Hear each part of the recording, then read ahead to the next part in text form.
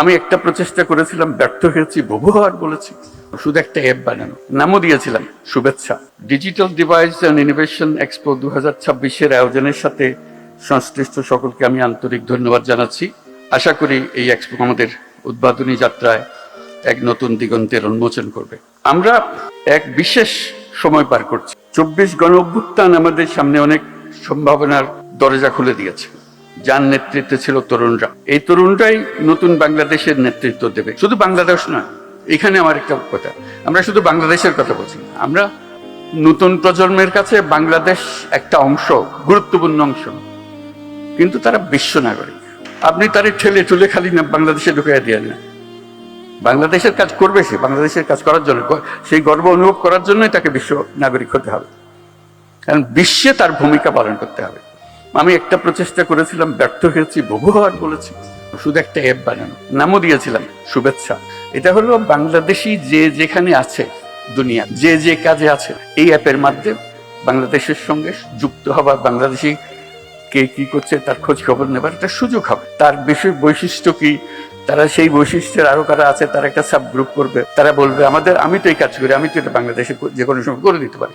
আমাদের যে অ্যাসেটস সারা দুনিয়াতে ছড়িয়ে আছে এবং তাদের আন্তরিকতার কোনো সীমা নেই, কিন্তু আমরা নারাজ তাদের সঙ্গে আলাপ করতে। এই অ্যাপটা এই হচ্ছে করতে করতে আজ পর্যন্ত হলো না। কৃতিত্ব, এই কাজটা কেন করতে হবে? একটা জায়গা যেখানে আমরা সবাই একত্র হব, যারা ইচ্ছুক তারা পারতে নিজেদের সাব গ্রুপ করবে, আমি এখান থেকে এই সাবজেক্টে আমি করতে পারি, এই কাজটা আমরা তো এটাই রিসার্চ করেছি, এটাই তো বের করেছি, সারা দুনিয়া নিচ্ছি, বাংলাদেশ কেন নেবে না? আমি গিয়ে করে দিয়ে আসবো, বা আমার এখানে পাঠিয়ে দাও, আমি সব ঠিক করে দেবো, আমি থাকার ব্যবস্থা করব, কাজের ব্যবস্থা করবো, ইত্যাদি ইত্যাদি। সম্ভব। বিরাট রিসোর্স একটা, এই রিসোর্সটা আমরা ব্যবহার করতে পারছি না। বর্তমান তরুণ প্রজন্ম আগেকার প্রজন্ম থেকে সম্পূর্ণ আলাদা।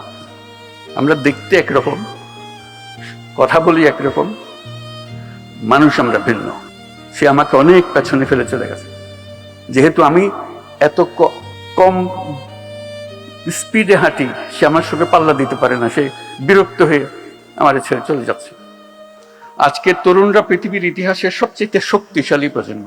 এই যে পরিবর্তন, এই যে শক্তিশালী হয়েছে, তার এসেন্সটা হলো প্রযুক্তি। ইন্টারনেট যখন বন্ধ করে দেওয়া হলো, সমস্ত তরুণ সারা দেশে বিক্ষুব্ধ হয়ে গেছে।